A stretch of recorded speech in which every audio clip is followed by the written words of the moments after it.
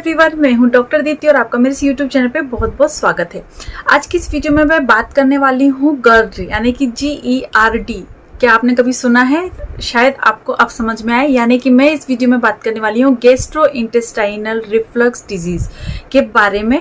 और ये बहुत ही कॉमन प्रॉब्लम है, आजकल बहुत ज़्यादा आम बात है इस तरीके की प्रॉब्लम होना। क्या होता है इसके बारे में हम डिस्कस करेंगे और इसके सिम्टम्स क्या होते हैं उसके बारे में जानेंगे, यानी लक्षण के बारे में जानेंगे। और उसकी 2 होम्योपैथी मेडिसिन के बारे में बताने वाली हूँ जो कि काफ़ी इफेक्टिव होम्योपैथी मेडिसिन है। और ये प्रॉब्लम क्योंकि बहुत ज़्यादा कॉमन है, बहुत ज़्यादा आम है, आपके घर में एक ना एक ऐसा व्यक्ति ज़रूर होगा जिसको ये कभी ना कभी ये प्रॉब्लम हुई होगी, या आपको खुद को भी ये प्रॉब्लम कभी ना कभी हुई होगी। तो एंड तक इस वीडियो के साथ ज़रूर बने रहिए क्योंकि ये वीडियो जो है आपके लिए काफ़ी ज़्यादा बेनिफिशियल होने वाली है। तो चलिए हम इस वीडियो को शुरू करते हैं और आगे बढ़ते हैं। तो फ्रेंड्स, गैस्ट्रोइसोफेजियल डिजीज जो है वो तब होती है जब आपके जो माउथ और स्टमक को जोड़ के रखने वाली ट्यूब में आपके स्टमक का जो एसिड्स होते हैं वो आने लगता है। तो जो हमारे माउथ और स्टमक को जोड़ के रखती है ट्यूब उसे हम ईसोफेगस कहते हैं। और अगर जो स्टमक में बनने वाला एसिड जो है वो आपके क्योंकि उसे जो भी चीज़ें हैं नीचे जाने के लिए बनी होती है, जो हमारा जो रूल है, जो हमारे एक फिनोमिना है हमारी बॉडी का, वो ये है कि हम जब कुछ खाते हैं तो वो उसको नीचे जाना है और वो स्टमक में उसका जो है डाइजेशन होता है, वहां पर जो भी एसिड्स होती है उसको पूरी तरीके से उसका मेटाबोलाइज करती है और फिर वो नीचे की तरफ जाता है। लेकिन अगर इस फिनोमिना के अपोजिट कोई चीज होने लगे, यानी कि जो एसिड्स है वो ऊपर की तरफ आने लगे, तो वहां पे ये प्रॉब्लम हो जाती है। तो गैस्ट्रोइंटेस्टाइनल इसोफेजियल डिजीज में यही होता है कि जो स्टमक में बन रही एसिड्स हैं वो ऊपर की तरफ जाती है, आपकी इसोफेगस की तरफ जाती है। और इस कारण से जो इसोफेगस की लाइनिंग होती है वो बहुत ज्यादा इरिटेट हो जाती है, और क्योंकि उन्हें हैबिट नहीं होती है एसिड को झेलने की, और वहां पर प्रॉब्लम शुरू होने लगती है। तो ये आपको होता है। और गैस्ट्रोइंटेस्टाइनल जो रिफ्लक्स डिजीज है बहुत ज़्यादा सीरियस प्रॉब्लम नहीं है, ये बहुत ही नॉर्मल या माइल्ड तरीके होने वाली एक डिजीज है। बहुत सारे लोग ऐसे हैं जो इसको, या ये GERD की जो समस्या है या GERD की जो प्रॉब्लम है, बहुत सारे लोगों को टाइम टू टाइम होती रहती है जब वो बहुत ज़्यादा हेवी कुछ खा लेते हैं या बहुत ज़्यादा पेट से भी ऊपर खा लेते हैं। कभी कभी ऐसा होता है कि हमें बहुत ज़्यादा खाना अच्छा लगता है या हम पार्टियों वगैरह में जाते हैं तो हम बहुत सारा खा लेते हैं दोस्तों के साथ, या टीवी देखते देखते हमें पता भी नहीं चलता है कि हमने कितना खा लिया। तो ऐसी कंडीशन में ये प्रॉब्लम हो सकती है। तो ये एक टाइम टू टाइम होने वाली प्रॉब्लम है। जब आप ठीक तरीके से आपका डाइजेशन हो जाता है तो ये प्रॉब्लम ऑटोमेटिक ठीक हो जाती है। माइल्ड रिफ्लेक्स में कोई प्रॉब्लम नहीं जाती है, लेकिन जब एसिड रिफ्लेक्स की जो मात्रा है वो बढ़ती चली जाती है और आपको हफ्ते में 2-3 बार लगातार ये प्रॉब्लम होती है, या लगातार कई दिनों तक या रोज की प्रॉब्लम ये बन जाती है, तो वहां पर ये सीवियरिटी बढ़ सकती है। इसकी वजह से प्रॉब्लम जो है क्रिएट हो सकती है। बहुत सारे लोगों को जब ये प्रॉब्लम होती है तो वो मेडिसिन लेकर या अपने डाइटरी कुछ चेंजेस कर इस प्रॉब्लम से छुटकारा पा लेते हैं और ठीक भी हो जाते हैं, या कोई ओवर काउंटर मेडिसिन वगैरह का इस्तेमाल कर लेते हैं और ये चीज़ें जो है उनकी ठीक हो जाती है। लेकिन बहुत सारे लोग जिन्हें ये प्रॉब्लम होती है, एसिड रिफ्लक्स की प्रॉब्लम होती है, उन लोगों को बहुत अच्छे तरीके से ट्रीटमेंट की ज़रूरत होती है, क्योंकि वो सीवियरिटी की तरफ चले जाते हैं और वहाँ पर कभी कभी सर्जरी तक करनी पड़ जाती है। तो ये होता है GERD कि गैस्ट्रोइसोफेजियल एसिड रिफ्लक्स के बारे में ये छोटी सी जानकारी थी। अब बात कर लेते हैं कि इसके सिम्टम्स क्या होंगे या लक्षण क्या होंगे। तो जैसे कि आपको पता है कि एसिड जो है वो ऊपर की तरफ जा रही है तो ऑब्वियसली आपको जलन होगी, क्योंकि एसिड है तो एसिड का काम होता है जलन पैदा करना।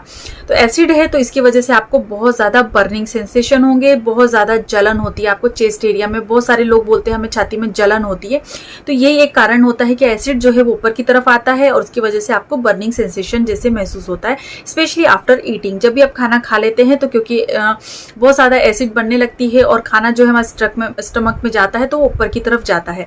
बहुत सारे कॉजेज होते हैं इसके पीछे, उसके बारे में हम कभी और किसी वीडियो में चर्चा करेंगे, लेकिन इस वीडियो में आप जान लीजिए कि बर्निंग सेंसेशन होते हैं। स्पेशली नाइट टाइम में ये प्रॉब्लम बहुत ज्यादा होती है, क्योंकि हम खाते हैं और तुरंत जाके सो जाते हैं। ठीक तरीके से हमारा खाना जो है नीचे नहीं जा पाता है और वो ऊपर की तरफ हमारे मुंह की तरफ आता है।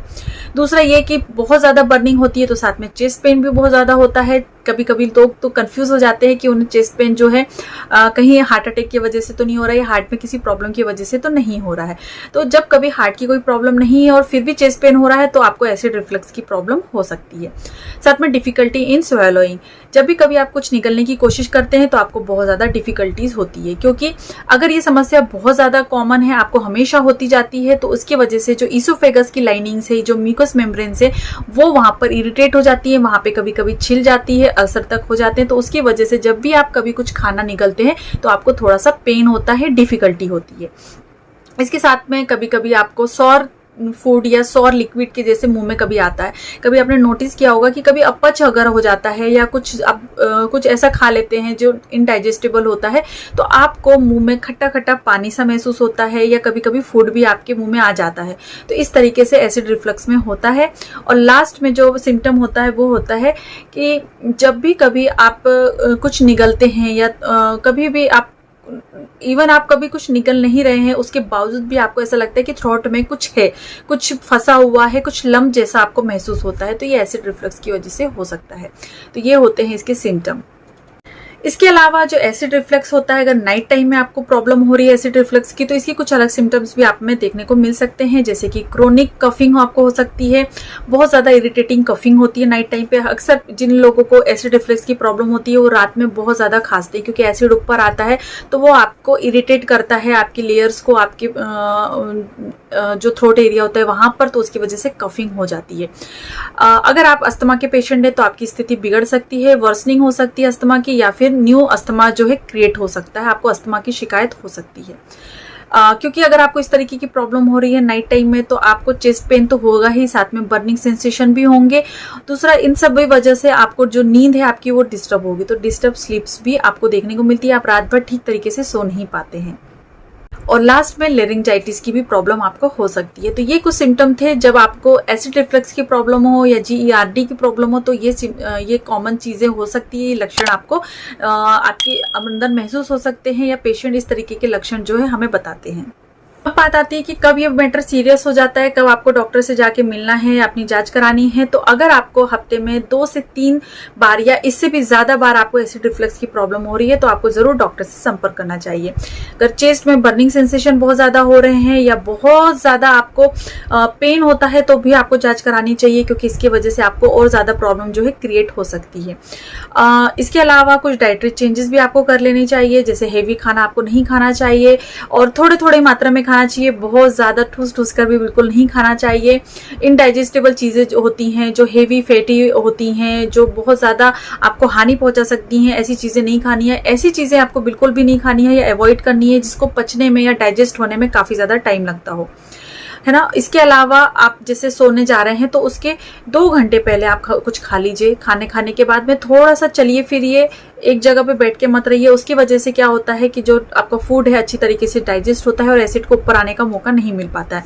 तो कुछ चीज़ें जो है चेंजेस कर सकते हैं। साथ में एक बहुत इंपॉर्टेंट चीज़ ये होती है कि बहुत सारे लोग जो होते हैं ना, वो खाना खाते खाते ही पानी पीते जाते हैं। तो जब भी आपको ऐसा है कि खाना खाना है, आपको हमेशा ऐसा लगता है कि बीच बीच में पानी पीने की जरूरत महसूस होती है, तो आप सिर्फ एक सिप ले सकते हैं। बहुत ज़्यादा मात्रा में आपको खाने के बीच में वाटर का इंटेक नहीं करना है। आप खाना खाने से 1 घंटे पहले बहुत सारा पानी पी लीजिए, जितना आपका मन है आप पी सकते हैं। और इसके बाद में खाना खाने के आधे से पौन घंटे के बाद में ही आपको पानी जो है पेट भर के पीना चाहिए। अगर आपको ऐसा लगता है कि बीच में आपको पानी पीने की इच्छा हो रही है, तो आप थोड़ा सा एक सिप ले सकते हैं, जस्ट आपके फूड को अंदर डालने के लिए। अदरवाइज बहुत ज़्यादा मात्रा में आपको पानी नहीं पीना है। इसकी वजह से जब आप पानी पीते हैं तो पानी आपके एसिड को डाइल्यूट करता है, जो कि आपके डाइजेशन में अगेन बहुत ज़्यादा प्रॉब्लम क्रिएट करता है। चलिए बात करते हैं होम्योपैथी ट्रीटमेंट के बारे में। तो 2 मेडिसिन हैं जो कि काफ़ी इफेक्टिव होती हैं एसिड रिफ्लक्स में। तो सबसे पहले होम्योपैथी मेडिसिन है वो है आयरिस वर्सिकोलर। इसे आपको 200 पावर में लेना है। इसकी 2 बूंद आपको दिन में 2 बार लेनी है। अगर समस्या बहुत ज़्यादा है तो आप इसको 3 बार भी कर सकते हैं। बहुत अच्छी होम्योपैथी मेडिसिन है, एसिड रिफ्लक्स में काफ़ी बेनिफिशियल और इफेक्टिव मेडिसिन है। इसके बाद में आपको जो अगली मेडिसिन लेनी है वो है लाइकोपोडियम, और इसे 30 पावर में आपको लेना है, और इसकी 2 बूंद आपको डायरेक्ट टंग पे लेनी है। आप दिन में 3 से 4 बार इस मेडिसिन का डेफिनेटली प्रयोग कर सकते हैं।